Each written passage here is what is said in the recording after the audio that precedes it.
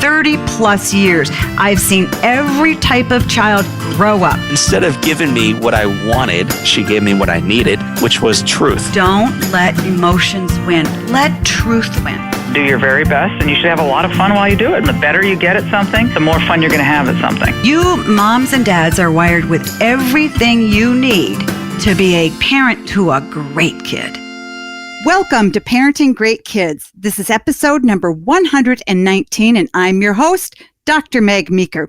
Today, my guest is Rachel Macy Stafford. Rachel is the New York Times best-selling author of Hands-Free Mama, Hands-Free Life, Only Love Today, and her latest book, Live, Love, Now. Rachel's work has been featured on CNN, Good Morning America, Global News, Time, Fox News, as well as in hundreds of other online and print publications. Her blog, Hands-Free Mama, currently averages 1 million visitors a month. Rachel loves taking long walks, baking, and volunteering with homeless cats and nursing home residents. Rachel lives in the South with her husband and 2 daughters who inspire her daily.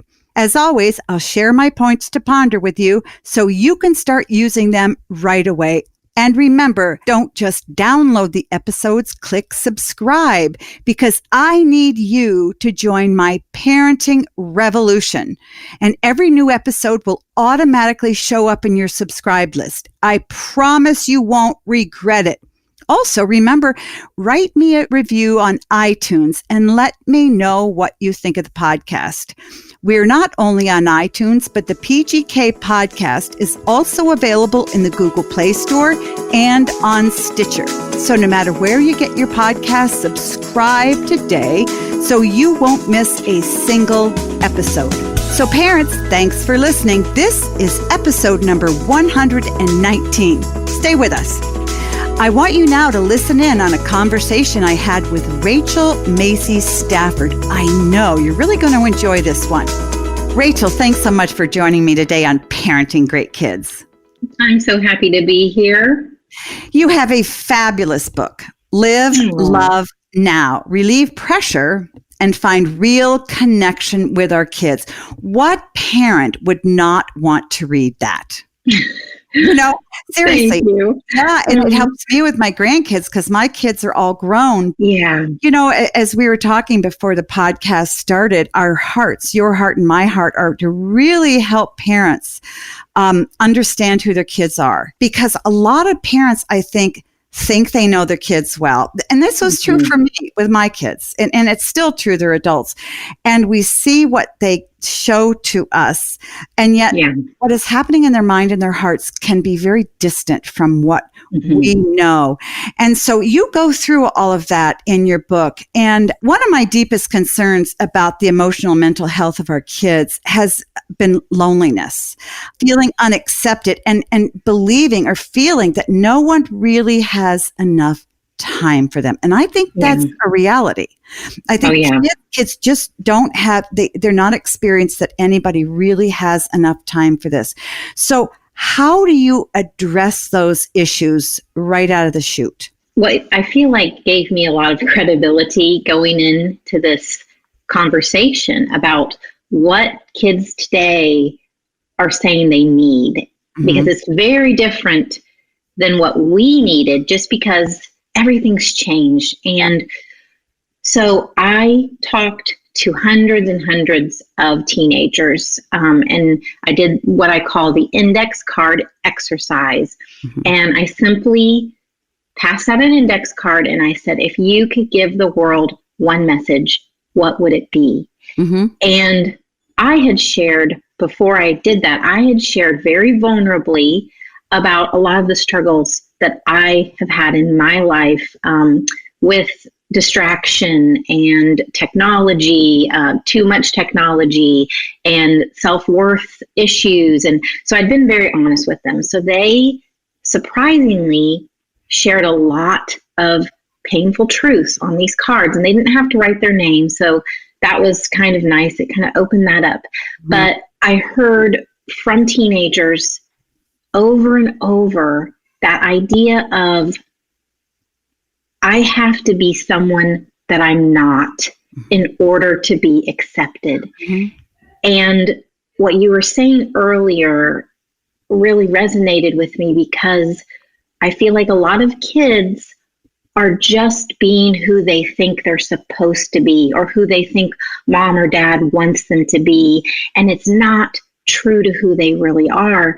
And as you know through your work, what happens when you are not living your truest, most authentic self is you don't feel worthy. Right. You lose your purpose. Yeah. And so that's where I begin the book, is with the index card exercises, their actual words. So parents can read that and go, let me just consider that this might be my child saying, my mom and dad don't really know who I am. And if I tell them I'm afraid, I'll lose their love. Right.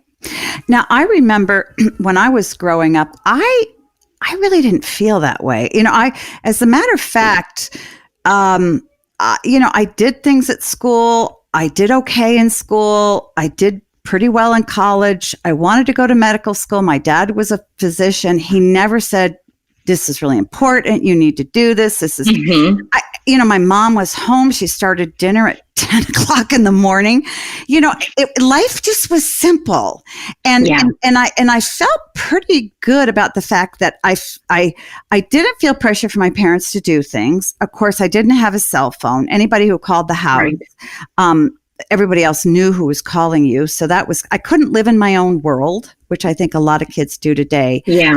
And I know exactly what you're talking about, because a lot of what I tell parents is, please, please, please don't keep applauding your kids' performance. Talk about their character. What has happened over the past 20 years where we've gotten to this point where kids feel like little marionettes? They feel like they need to jump through all of these hoops or they won't be accepted and loved by their parents. Where'd it come from? Well, I think that because everything is so public now, and that comparison trap really gets people in a lot of trouble, because you're watching on social media. We're so connected. We know what's going on in everybody's lives. Everyone's saying, well, this is what my child's doing. And you're sitting over there going, well, I really want to let my child be who they are. And yeah, they might be gravitating toward dance, and I want them to gravitate towards sports, or maybe they want nothing to do with sports, but I want to keep up with everybody.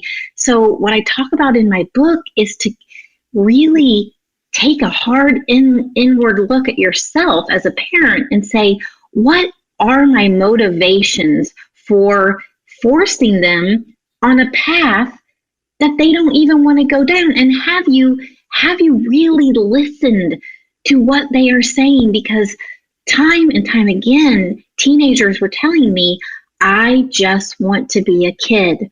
There is no time to breathe. Yeah. And I don't think they're getting the chance to tell their parents. And if they are, there's a lot of parents who are not listening because it's all about them. And I'm guilty of that.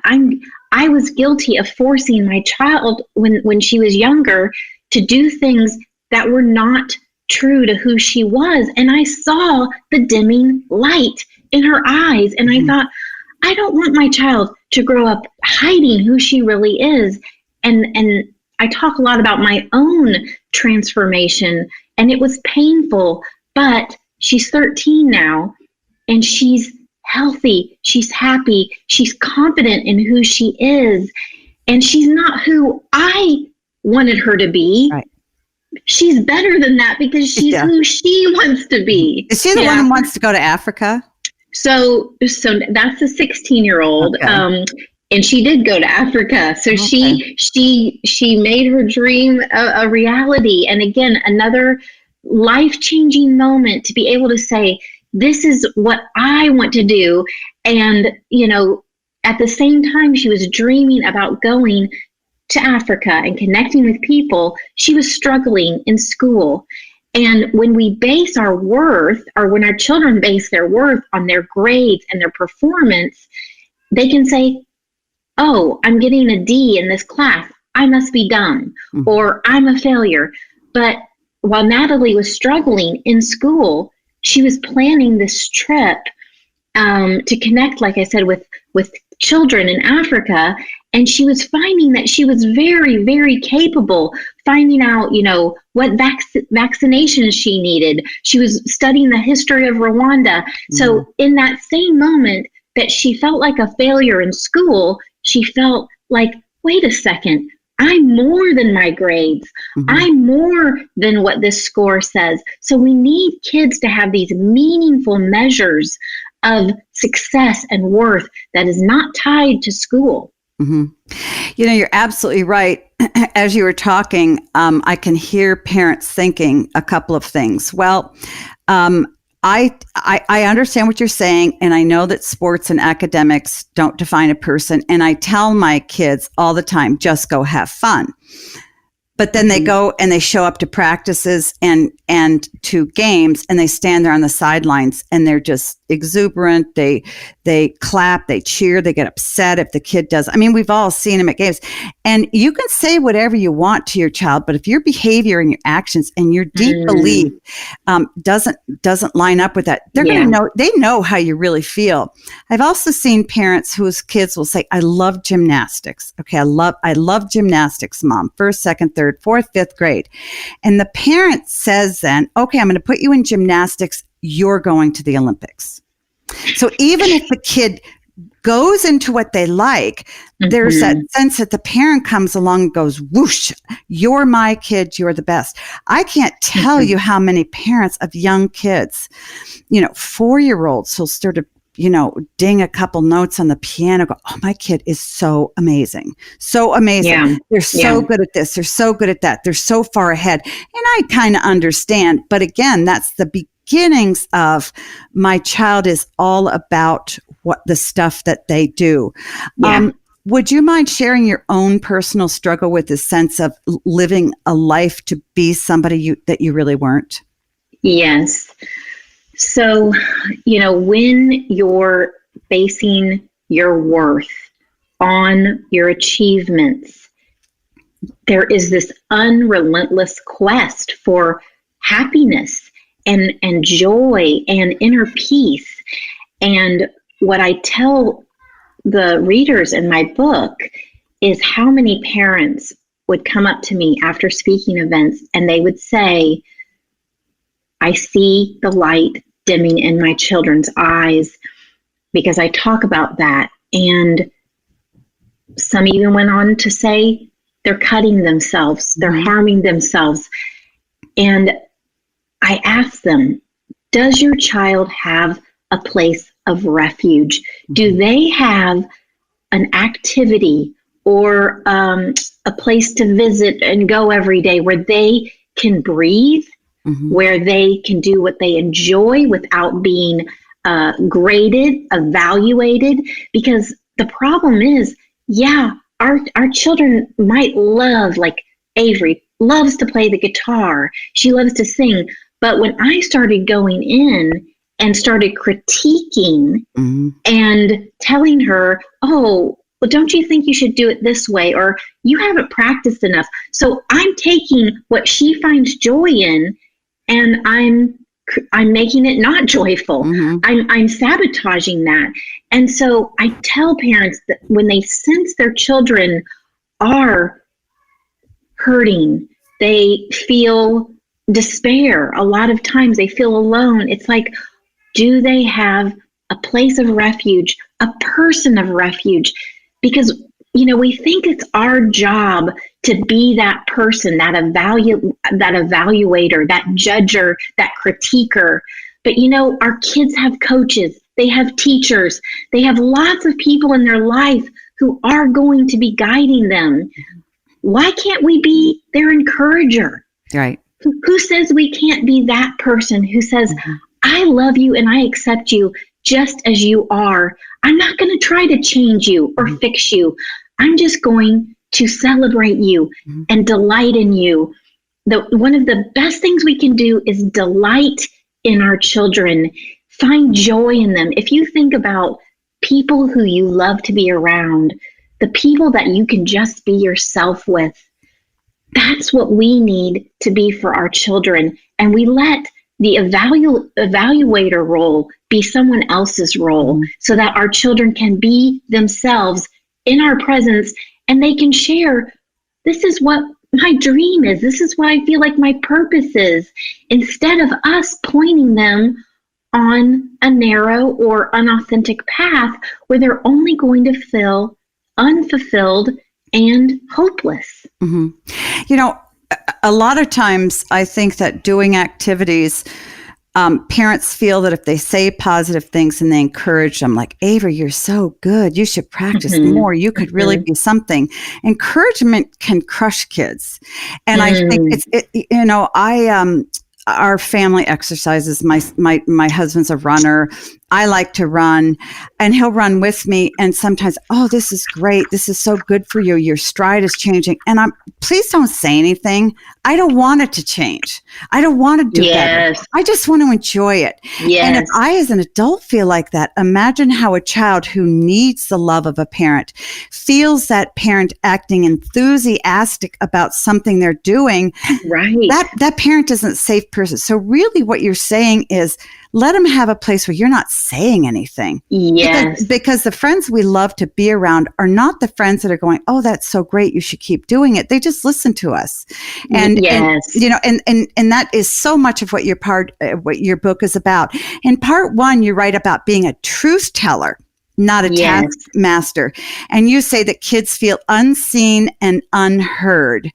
And who do they want to be seen and heard by, and how can we facilitate that? So I talk about the role of the truth teller, and I came to embrace that role myself. Early on in my parenting journey, my daughter Natalie was around 7, and I realized that my critical inner voice had the tendency to spill out and contaminate her day and her life. That inner voice that was telling myself, you're not enough, would also speak to her that way. And so one day, after criticizing her for an innocent mistake, I admitted a truth to her that I'd never told anyone in my life. I said, Natalie, I'm mean to myself sometimes, and that causes me to be mean to you.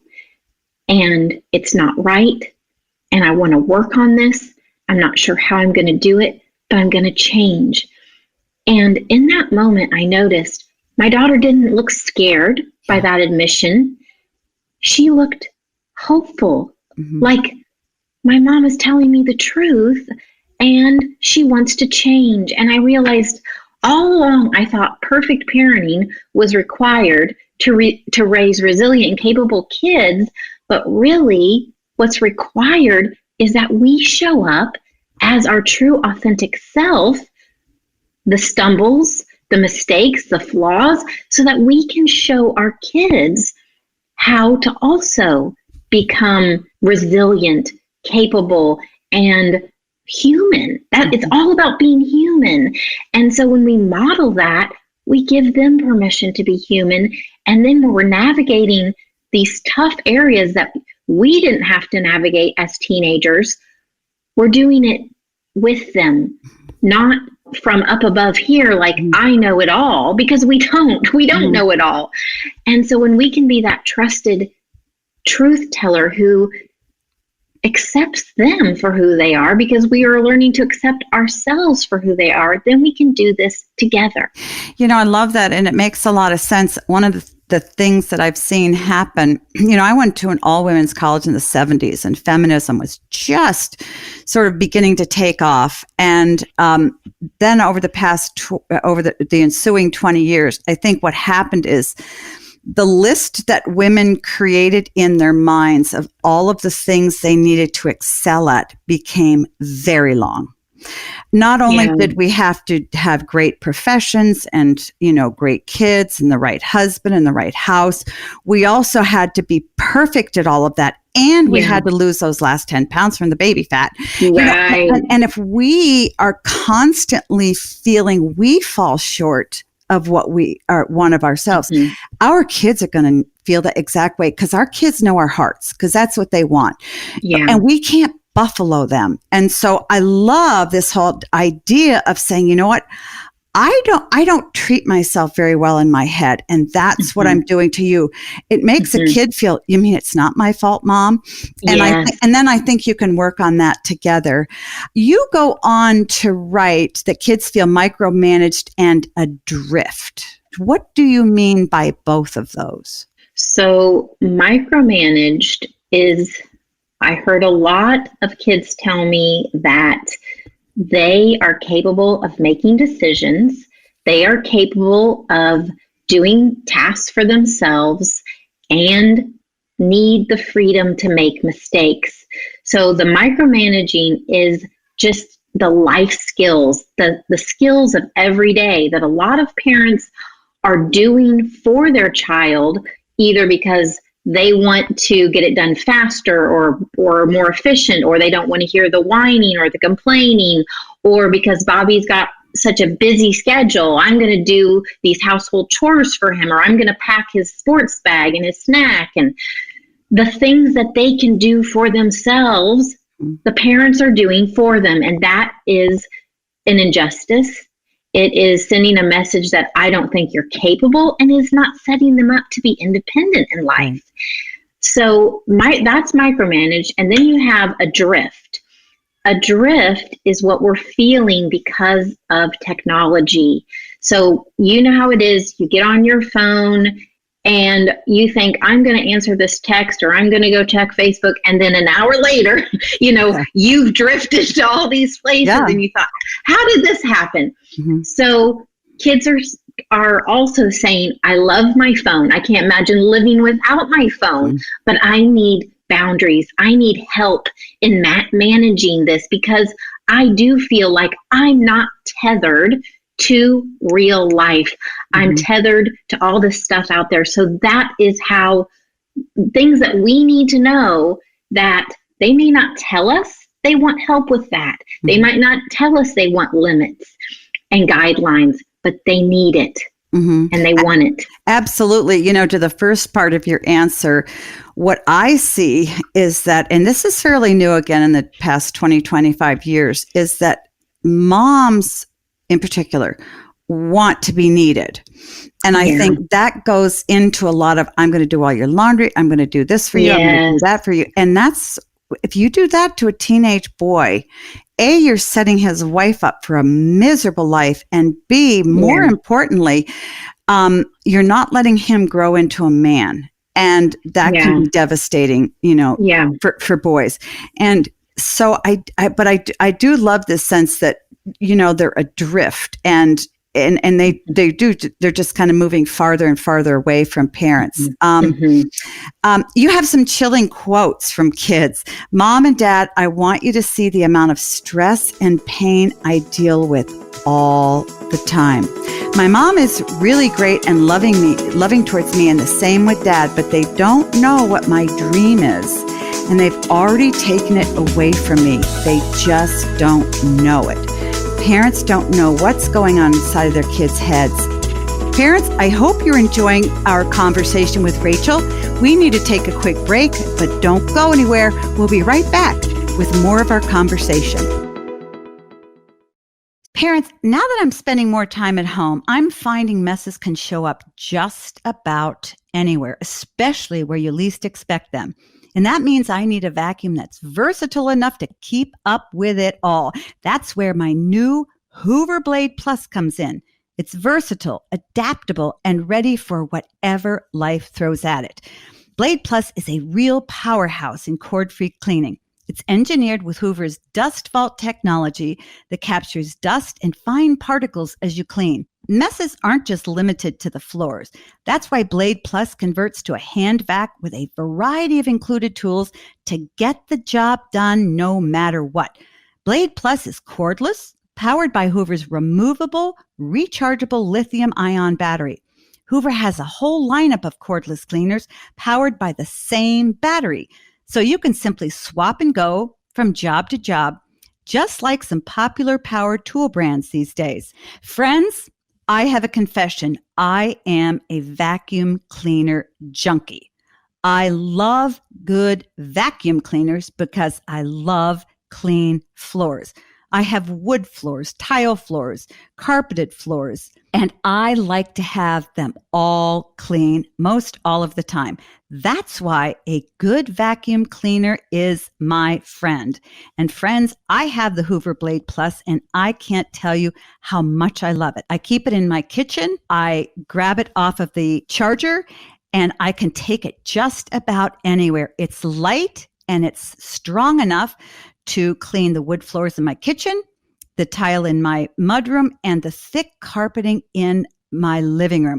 And friends, I'll tell you, I have grandkids riding scooters up and down my kitchen floors. My husband works in the wood a lot and frequently drags wood chips, dirt, mud, you name it, into our house. And my Hoover Blade Plus can tackle it all. Plus, I love the variety of included tools that I get with the Hoover Blade Plus because I can vacuum my carpets, I can switch out the tools, I can vacuum the corners in my ceiling, and I can even vacuum my drapes and my couch. I just love my Hoover Blade Plus. If you're ready to experience cord-free, adaptable cleaning for yourself, check out the Blade Plus at hoover.com. That's HOOVER.com. It's versatile enough to fit into any cleaning routine. Get your own Hoover Blade Plus today. And don't forget to check out Hoover on Facebook and Instagram. So how can we, in addition to what you've just talked about, how can we, A, see what we're doing to our kids, and B, see past what they're showing us? Because I hear this all the time. My kid's the happiest kid. She gets along with friends. She's got this. She's got that. She's never given me trouble. And on the inside, this kid is feeling crushed. How many times, I don't mean to really scare parents, but I see this, kids will cut or commit suicide or try, and it sort of hits parents sideways because everything was fine, but clearly on the inside it wasn't. So what can we as parents do to do our best to get inside our kids' minds and hearts so that we do see what's going on in there? Well, you mentioned time at the beginning, and that is so crucial. We've got to spend time with our kids. And sometimes with teenagers, they may act like they don't want to spend time with you. But if you say to them, on Saturday, I want you to be thinking about what you'd like to do together because I want to spend time with you. And who doesn't like to hear, I want to spend time with you? We've got to create these basically uninterrupted segments of time. And if that means leaving your house and getting away from your house and distraction, make that a priority. The second thing would be drop your own agenda about what you think you need to talk about, what you think their answers need to be. And one thing that I did that I think helps a lot of parents is I stopped asking performance-based questions of my children, and I just started checking in with their heart. I stopped talking so much. I realized I needed to talk about 20% of the time, and I needed to listen about 80% of the time. So to be that safe place for them where they can say how they feel and not be judged. You're not going to hear what's going on with them if you're constantly coming back with a response or judging what they say or having a solution. You don't have to fix it. They don't want you to fix it. They just want you to listen and show that you love them no matter what. Like you said, match your words that I love you no matter what with your actions. And it's so much about our response to their failures, our response to their misbehaviors, to be as calm and as matter of fact with them shows that we are a safe place when they're having the best day or the worst day, we're still there. We're still with them. We still believe in them. Mm-hmm. And that's how we become that trusted confidant. Well, to be people too, parents, where our kids aren't afraid to open up and talk to us because they're afraid of what we're going to say or what we're going to like, yes. or what we're going to dislike. You know, you would never go to somebody if you felt that they were going to look down or they were going to comment or they were going to criticize or they were going to fix. You really yes. want to talk to somebody who's just quiet. You know, yes. I even with my husband, I say, you don't have to say anything. Just at the end of the day, say, how are you? And that's it. And then just let me talk. And I think, you know, sometimes a lot of kids want that. And, you know, another thing that's a pretty sensitive subject, but I'm going to bring it up anyway, because you and I are all about helping kids, is that kids don't get enough time with their parents. I think the average child spends something like 45 minutes a day with their kids. You know, I'm not 100%, but a whole lot less than they do doing all their other stuff. Yeah. And a lot of it's because parents have insane work schedules. Parents literally just aren't there.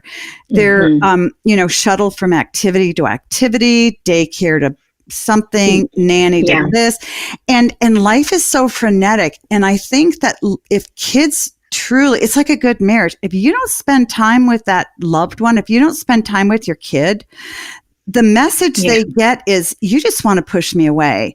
And I know that's hard to hear for single moms who are working a lot, and I'm not coming down on them because they're doing the best they can. So do your best to make it up somewhere. You know, say on Saturday, sorry, you're not going to be out all day Saturday. I want you. I just want to hear from you. You know, we haven't really talked. So, but I think that is so important, that parents should spend more time with their kids during the week than they do away from their kids.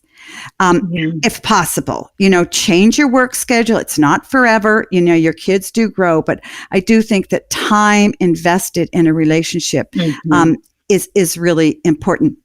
You tell parents to be a guide and not a half listener, a guide. So what is the difference between a guide and a half listener? So a guide is someone who doesn't necessarily have the answers. And we've touched on this a little bit. A guide is someone who's kind of, I'm on this path with you. I'm kind of have a little more experience. So here we are, we're going to navigate this together, but I don't have all the answers.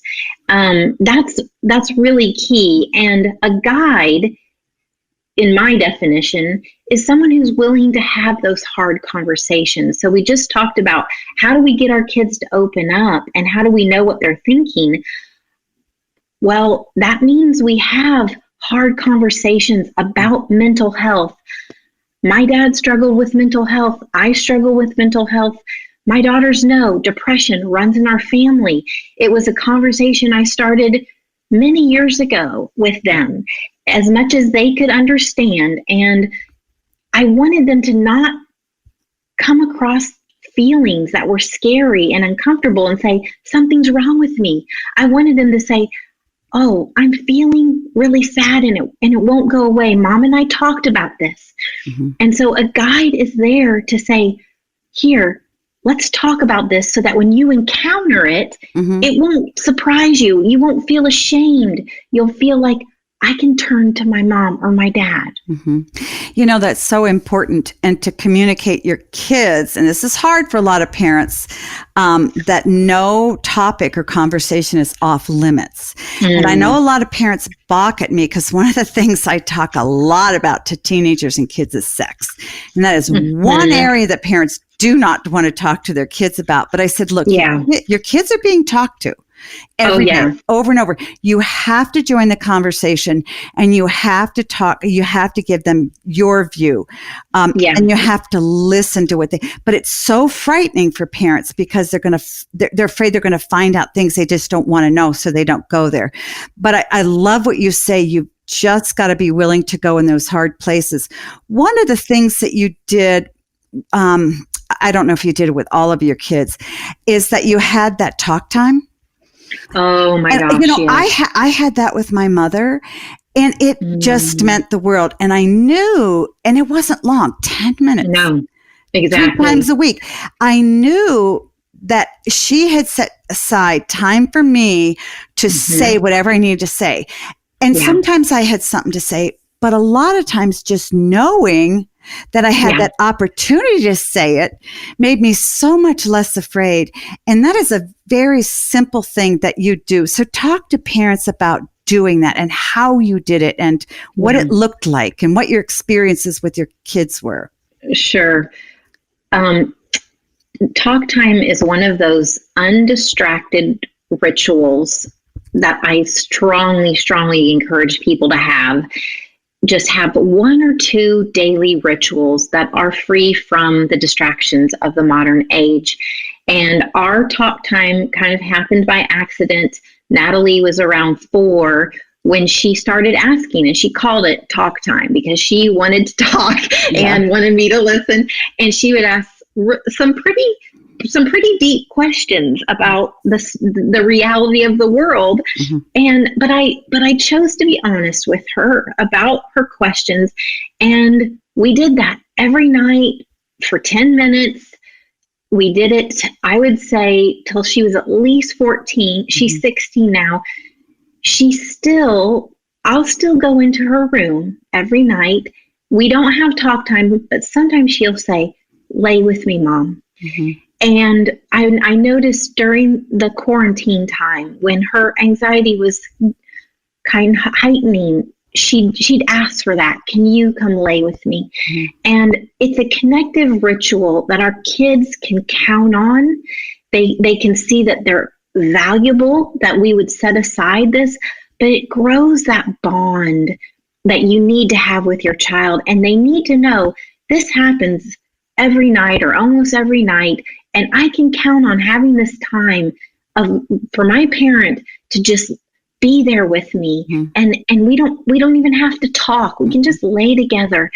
And so that is one ritual that really, I attribute that to the reason I'm close with both of my daughters is because I did that ritual consistently as they grew.